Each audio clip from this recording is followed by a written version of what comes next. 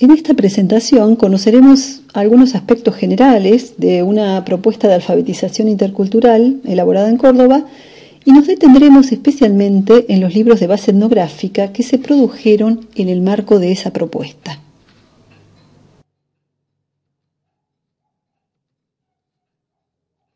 Esta es la primera ilustración de uno de los libros de lectura, El mundo de Zulma.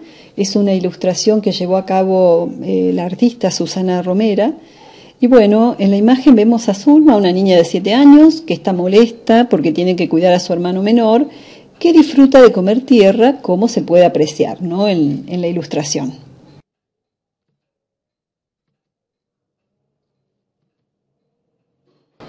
Esta propuesta de lectura y escritura integra procesos de investigación y de intervención en contextos rurales. En primer término, se llevó a cabo un estudio de las actividades familiares donde participan los niños, y el propósito en ese caso era analizar los conocimientos involucrados en esas actividades y que pueden ser integrados en los aprendizajes escolares. En segundo término, se realizó un estudio de los procesos de aprendizaje de los niños en el contexto de las actividades familiares. Los resultados de esos estudios nos permitieron avanzar en el desarrollo de una propuesta pedagógica que incluyó acciones de formación para maestros rurales del noroeste de Córdoba en principio y la elaboración en proceso de los materiales didácticos para intervenir en el aula. Esos materiales estaban integrados en su mayoría por los libros de base etnográfica.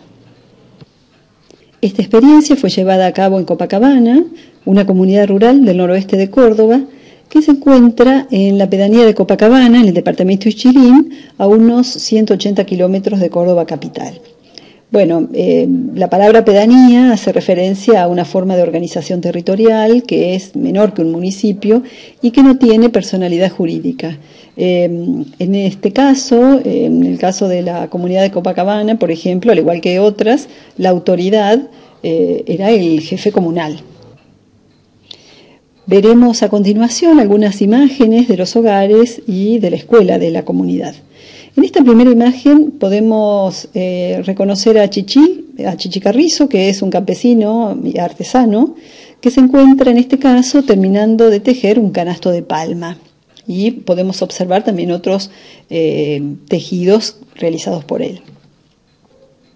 Además, en el predio donde está su casa se encuentra un corral de cabras, semejante al de otros capricultores de la zona. En el patio de la casa de Chichi también observamos, entre otros elementos, una bomba de agua que les permite obtener este recurso para lavar, lavarse, cocinar, regar la huerta, etc. En otros hogares los niños tenían que, trasladarse a algún arroyo o al río para poder buscar agua, ¿no? Y aquí ya nos trasladamos a otra casa porque podemos ver el patio de la casa de Fernanda y Santiago, que son dos hermanos. Santiago es el protagonista del primer libro realizado en Córdoba, el libro de Santiago. Bueno, y en este caso vemos a Fernanda que está paseando en pony, que es el caballo que lo llevaba a la escuela. Y también en la imagen podemos ver su casa y algunos árboles frutales del patio. Y esta imagen nos evoca nuestras llegadas a la comunidad de Copacabana, porque cuando íbamos avanzando en el camino, ya entrando a la comunidad, seguramente nos encontrábamos con los hermanos Zamora que iban en distintos burros y burras al colegio, porque tenían que recorrer varios kilómetros para poder estudiar.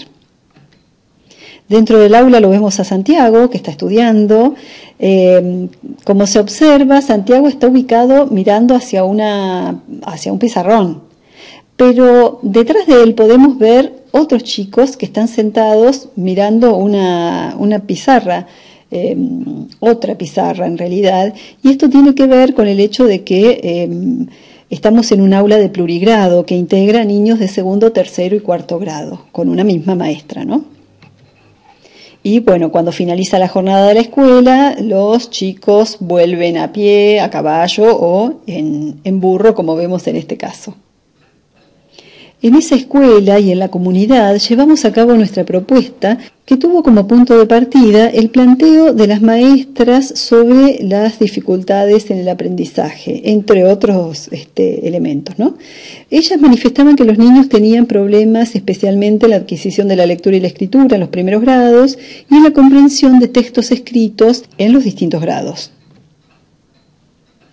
Esa demanda fue enfocada a partir de conceptos teóricos que sustentaban nuestro proyecto, ¿no? Lo que nos permitía reconocer algunos supuestos relacionados con la teoría del déficit, desde la cual se entiende el aprendizaje como un proceso individual. Entonces el déficit lo tiene el niño, parece, desde esa perspectiva.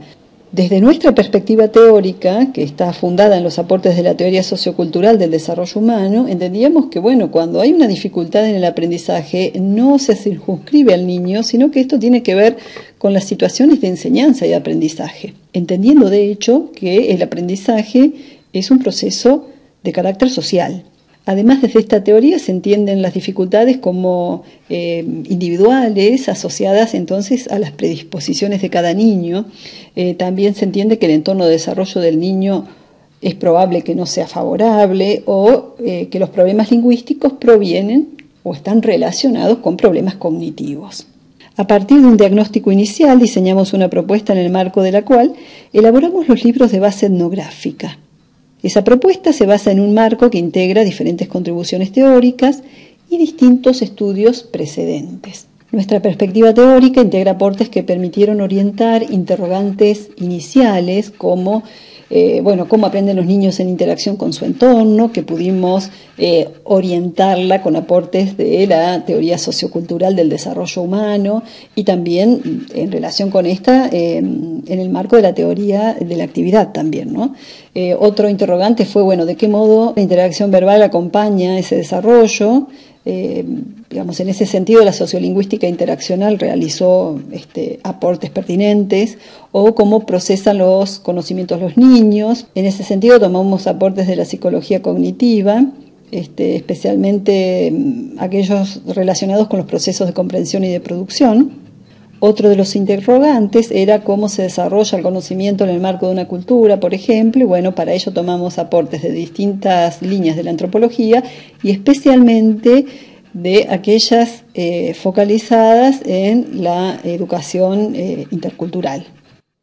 Además, tomamos como referencia los antecedentes en investigación e intervención que forman parte de la propuesta que Ana María Borsone comenzó a elaborar desde la Universidad de Buenos Aires, específicamente desde CONICET. En el contexto de su propuesta, Ana Borsone elaboró con su equipo diferentes libros de base etnográfica. El primero de ellos fue Las aventuras de Ernestina, elaborado para niños de comunidades collas de Salta y Jujuy. En este caso, las autoras son Rosenberg, Borsone y Flores. Con Celia Rosenberg también publicaron Las aventuras de Tomás, que es un libro elaborado para niños del conurbano bonaerense. Con Celia Rosenberg y con Beatriz Duke, Ana Borsone produjo el tercero de los libros de base etnográfica, que se llama Las aventuras de Anita y que está elaborado a partir de historias reales y de registros de una niña que se llama Ana y que vive en un contexto rural de La Rioja. En todos estos casos, los libros presentan episodios ficcionalizados a partir de historias verdaderas, de niños reales, que viven en las distintas comunidades que fueron estudiadas, que participaron en los proyectos. En cada caso, mediante un proceso de investigación, se tomó registro de situaciones interactivas de diferentes niños y parte de esas conversaciones se integraron luego estos libros donde se cuentan sus historias cotidianas. En el caso de Córdoba, a partir de nuestros registros tomados en la comunidad de Copacabana y en menor medida en Tulumba, elaboramos con Verónica Sánchez y con Ana Borsone el libro de Santiago, a partir de relatos reales y de relatos ficcionalizados de Santiago, su hermana Fernanda y su familia. También se incluyeron historias de otros campesinos, como es el caso de Chichi Carrizo, que vimos en las imágenes iniciales. Este libro fue ilustrado por Luciano Burba, un artista egresado de la Facultad de Artes de la Universidad de Córdoba. Él desarrolló todo un proceso para el diseño de los dibujos, viajó a la comunidad, conoció a los niños y a las familias y en proceso fue diseñando las ilustraciones. En segundo término editamos El mundo de Zulma, basado también en historias reales, ficcionalizadas, en torno de Zulma, una niña que vive en la comunidad junto con sus padres, 3 hermanas y su hermanito Álvaro. Este libro fue ilustrado por Susana Romera, que es una artista de Córdoba, también egresada de la Facultad de Artes. La elaboración de estos libros demandó un proceso extenso que incluyó fases de estudio de las actividades familiares donde participaban los niños. También se consideraron registros de los niños en el aula y relatos proporcionados por las familias. Para la construcción de la historia, primero se eligió uno de los niños, que sería el protagonista, y en torno de su figura se escribieron narraciones y textos expositivos. A medida que íbamos produciendo las lecturas, las llevábamos en borrador, en fotocopias, para probarlas con las maestras y los niños de la escuela. En simultáneo, el ilustrador o la ilustradora iban diseñando las imágenes que proponíamos. En el caso del mundo de Zulma, la ilustradora Susana Romera realizó un estudio previo para atender la diversidad en términos plásticos. Consideró diversidad de técnicas, de texturas en sus ilustraciones, lo que estableció un proceso muy riguroso en sus búsquedas. Los libros de lectura además están acompañados de libros de actividades que promueven el desarrollo de diferentes habilidades, en especial de estrategias de comprensión, de estrategias de producción, de habilidades relacionadas con la lectura y la escritura en tanto sistema, también conocimientos sobre el vocabulario, conocimientos gramaticales y conocimientos sobre los textos. En estos libros también trabajaron otras ilustradoras. En el primer caso, Lucía Rebollo realizó las ilustraciones del libro de actividades del libro de Santiago, y en el caso de El mundo de Zulma, el libro de actividades estuvo ilustrado por Carola Reboredo, que también es una artista de Córdoba. Como planteamos inicialmente, estos libros se basan en estudios relacionados con los sistemas de actividad de Copacabana y con los procesos de aprendizajes que llevan a cabo los niños en el marco de esos sistemas de actividad. Los libros de lectura están conformados por una historia principal, una historia de base que presenta episodios que están organizados según los sistemas productivos y culturales de la comunidad, que operan como marco de esa historia en gran medida. Además, en relación con esa historia principal, se integran textos expositivos y narrativos que están relacionados con los temas de los distintos episodios. También se integran textos con otros formatos, como canciones, recetas, coplas, cartas, etc., que se relacionan con los episodios de la historia principal. En las lecturas se integran conocimientos propios de la comunidad y otros más alejados, de carácter global. En esta lectura, por ejemplo, se incluye también la referencia a una creencia que es muy habitual en la comunidad de Copacabana, que tiene que ver con el hecho de que si se cae una cuchara, eso anuncia que viene una mujer. En esta lectura, además, se presenta una situación de venta de canastos de palma a un canastero que compraba canastos pagando con dinero y mediante el trueque de alimentos, en el que la tejedora no salía beneficiada. Esa situación en el libro de actividades fue recuperada para abordar la idea de las acciones que son justas o injustas, ¿no? Como vemos, se recupera esa idea del intercambio que se produce en la lectura y después se propone una actividad comparativa, ¿no? De dos situaciones, una situación de compra de canastos por parte de don Pérez, que es el que aparece en la lectura, y de otro señor, que es don Contreras, y en este caso se promueve la comparación de la actitud de los dos canasteros. Además se pone el foco también en el trueque, ¿no? Y se relaciona esa forma de intercambio que era muy cotidiana en Copacabana con esa forma de intercambio en otros contextos también. Respecto de esta lectura, me parecía importante recuperar esa idea de la creencia, ¿no? Cuando en el comienzo dice, en un momento se cayó una cuchara al piso, parece que hoy nos va a visitar una mujer, dijo la abuela mirando el camino por el recuadro de la ventana. Zulma estaba segura de que vendría una mujer. Cada vez que la abuela hablaba en ese tono, las cosas ocurrían como lo anunciaba.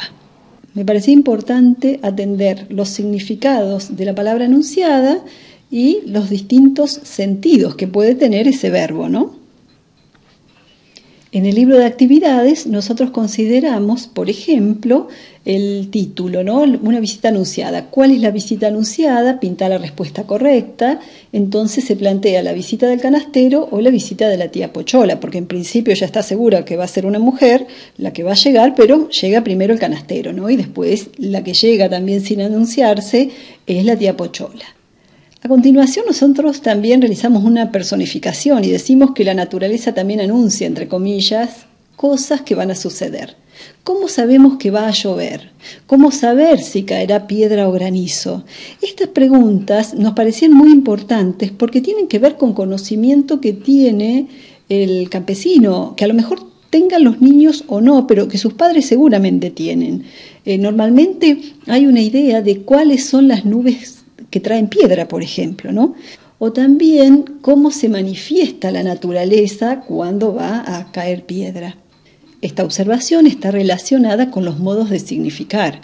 Luis Prieto, en una obra que se llama Estudios de Lingüística y Semiología Generales, que editó en el año 77, en 1977, analiza los indicios relacionados con la naturaleza como un modo de significar. Especialmente analiza las formas de interpretación de los indicios. Y acá me parecía que era muy importante recuperar ese conocimiento que tienen los campesinos de la comunidad, ¿no?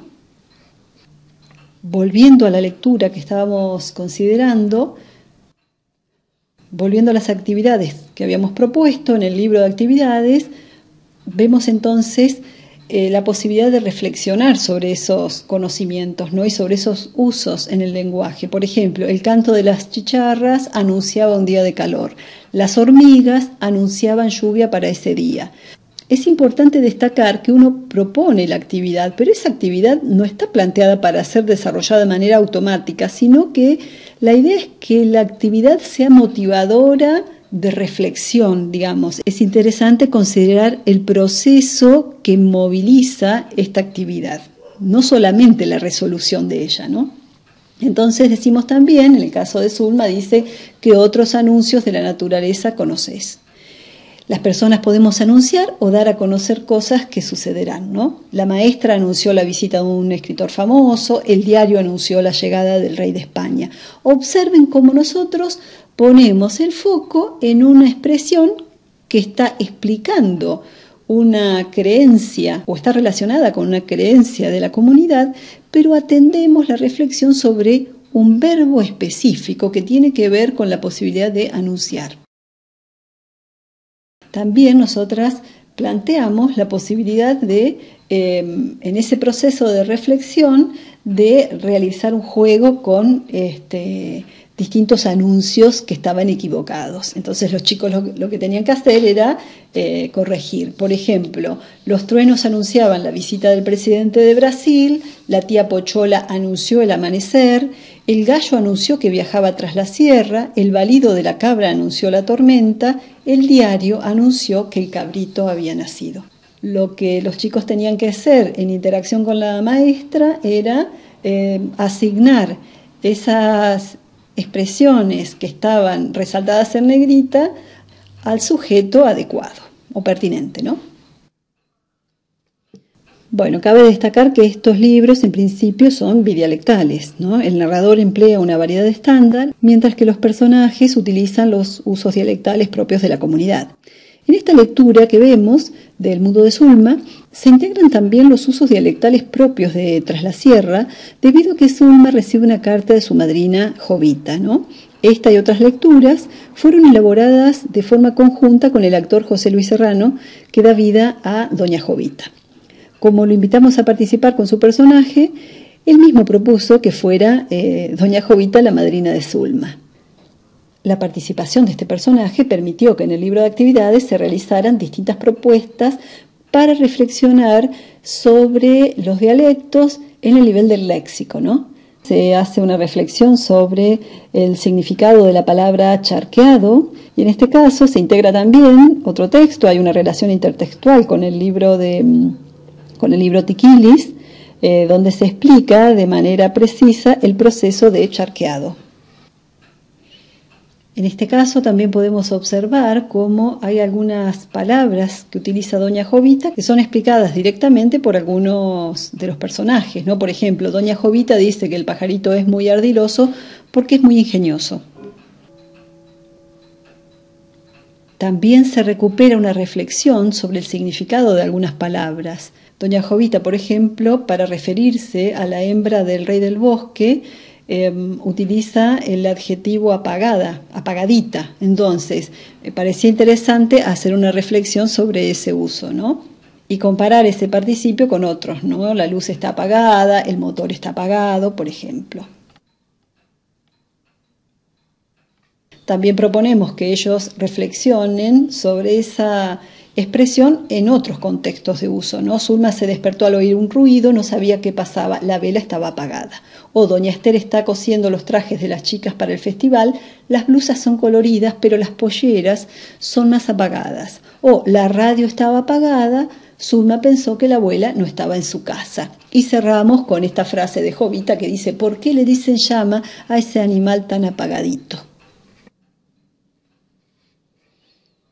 Como se puede observar, los libros de base etnográfica permiten tender puentes entre los aprendizajes del hogar y los aprendizajes escolares, debido a que favorecen la identificación con los personajes y la historia. En esta imagen podemos ver, por ejemplo, cómo se encuentra Zulma y una de sus hermanas interactuando con las cabras, ¿no? Una está ordeñando a una de las cabras, o como dicen ellos, sacando leche. También están alimentando con un biberón a uno de los cabritos. Bueno, además, estos libros permiten la valoración de las historias de los niños por parte de los maestros. Esto es sumamente importante porque no siempre se valora el conocimiento que los niños han desarrollado en su hogar. A su vez, la escuela pone a disposición de los niños distintas herramientas de reflexión sobre esos conocimientos. Esos conocimientos que Vygotsky denomina espontáneos, ¿no? Y que se aprenden en el contexto cotidiano. Asimismo, estos libros han promovido una participación muy activa de los padres, ya sea leyendo con sus hijos, como si se tratara de una novela de la comunidad, o bien interactuando con los niños, porque en algunas actividades se solicitaba que los padres proporcionaran conocimientos sobre las actividades rurales. Respecto de la lectura por parte de los adultos de la comunidad, me parece interesante comentar dos situaciones.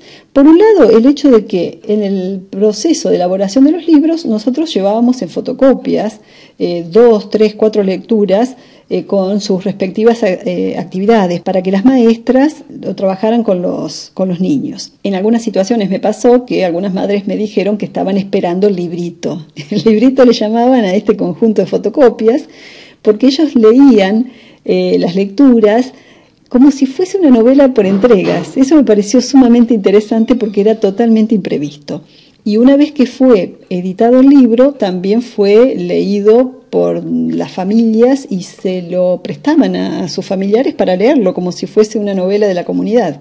Bueno, y en ese sentido el libro permitió el diálogo entre comunidades. Por ejemplo, algunos familiares que vivían en Deanfunes pedían el libro para leerlo, pero para leerlo como si fuese una novela, no como un libro de lectura para los niños. Un capítulo aparte en relación con estos libros está relacionado con la mediación de las maestras, porque estos libros cobran vida con la mediación del docente. Un ejemplo de ellos tiene que ver con el trabajo que realizó la maestra Marianela, que era personal único en una escuela rural de camino a 60 cuadras, en la Escuela Independencia Argentina.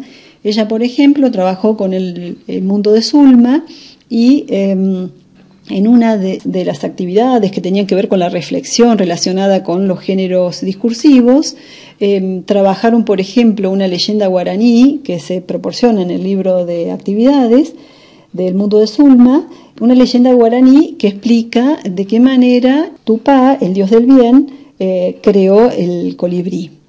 Pero aparte, para que los chicos pudieran considerar el género instruccional, no sé, a mí se me había ocurrido cómo habrá sido la receta de los dioses para crear un colibrí.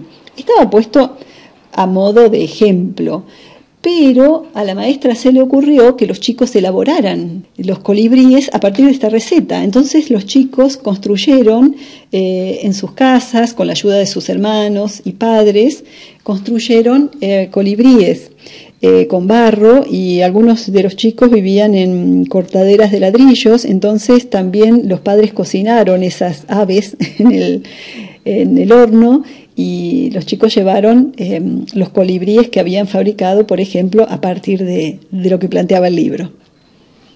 En relación con esa idea del diálogo entre comunidades, me parece importante también recuperar el ejemplo de lo que sucedió en una escuela pública de Colonia Carolla que trabajaban con el libro de Santiago.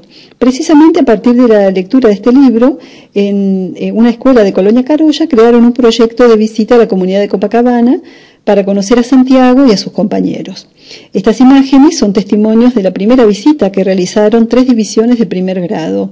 Podemos ver aquí a Chichi, que está enseñando cómo teje canastos de palma, como los que los niños vieron en las ilustraciones de los libros. También Chichi les enseñó sobre la cría de cabras, explicando dentro del corral, y después liberó a sus cabras para que pastaran en la loma, y nosotras, junto con los niños y las maestras, seguimos el camino de las cabras. Esas cabras que los niños ya habían conocido en el libro de Santiago. De ese modo, el mundo de Copacabana, que había sido llevado al libro, cobró vida para los niños de otra comunidad. Bien, esperamos que esta presentación haya permitido comprender aspectos esenciales de estos libros que han sido producidos en el marco de una propuesta de educación intercultural. Muchas gracias por su atención.